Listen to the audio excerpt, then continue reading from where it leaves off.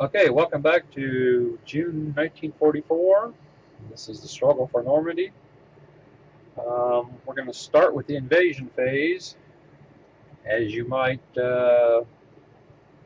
guess, it's a little bit different than the other game turns.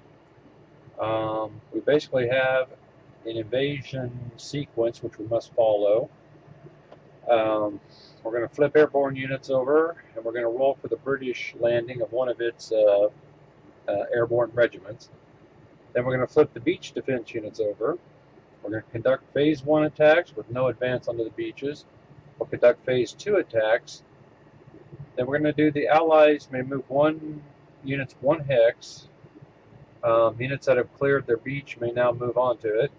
And then the Germans will move normally with no combat. And then after this turn, or after these invasion phases, the turn marker will be advanced to the 7th of July turn, and then play will proceed normally. So the first thing we're going to do is we're going to flip over the paratroop units.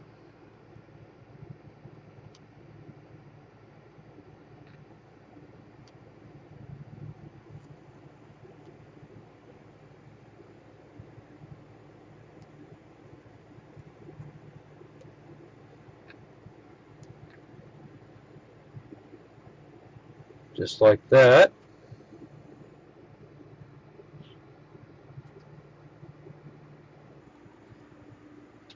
Now we're going to flip over the British airborne units. I think I flip over 2.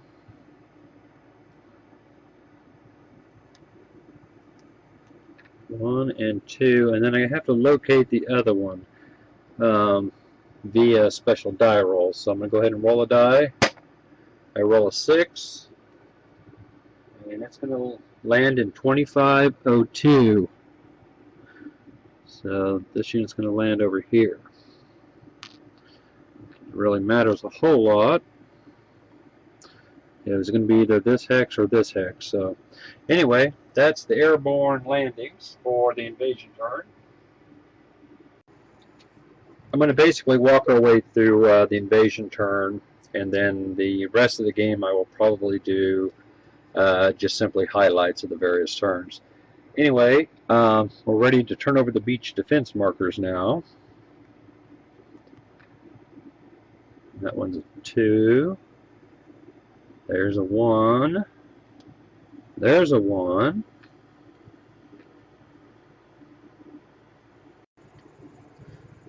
Okay, and there's one with the strength of 2. Whoa, strength of 3 right there at Omaha. Well, that's appropriate.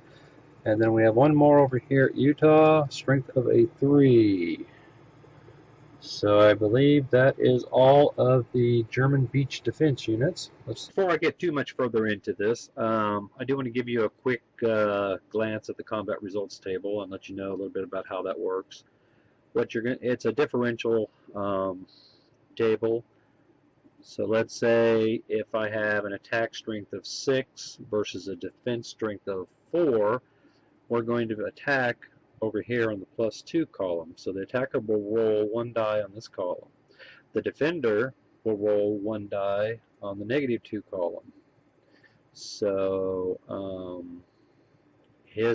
the defender's result will apply to the attacker. The attacker's result will apply to the defender.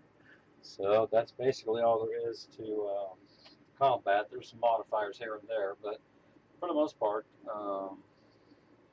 the attacker will, of course, have an advantage by having a better column to roll on, but the defender gets to roll too, so that kind of evens itself out, I guess.